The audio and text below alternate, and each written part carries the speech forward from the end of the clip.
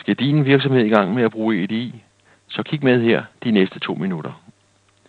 Her har vi et billede af din virksomhed og din største kunde. Nu sker der det, at din kunde siger til dig, at han kun vil handle med dig, hvis du kan håndtere EDI. Nej, er det ikke dødt besværligt og rasende dyrt? Det var det, men det er det ikke længere. NemEDI har lanceret et system, hvor du kan lade din kunde køre EDI lige så tosset han vil. Det kan være Edifact, eller X12, eller OIO, UBL, eller hvad det nu ellers hedder. Det, der er interessant for dig, er, at du bare skal anvende et filformat, der er simpelt for dig at trække ud af dit økonomisystem.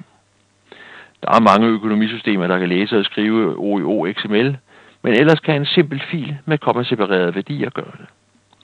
Du sender den simple fil til NemEDI, og så sørger vi for at lave den om til den type EDI-fil, din kunde har brug for.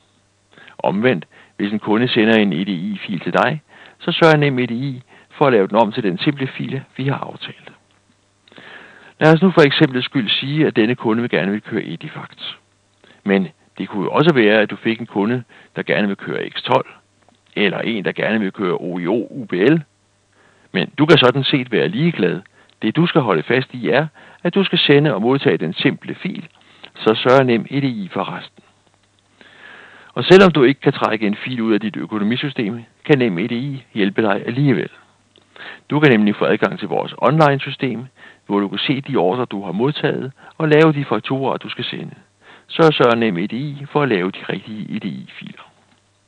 Kontakt os for at høre mere og aftale, hvordan vi kan hjælpe dig med at komme i gang med at køre EDI.